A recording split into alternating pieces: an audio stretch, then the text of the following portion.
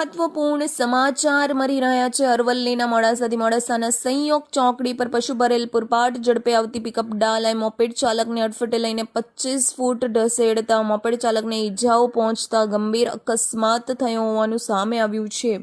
મળતી માહિતી મુજબ માલપુર બાજુથી આવતી પશુ ભરેલ પિકઅપ ડાલાના ચાલકે એક્ટિવા ચાલકને સંયોગ ચોકડી પર અડફેટે લેતા અકસ્માત સર્જાયો હતો।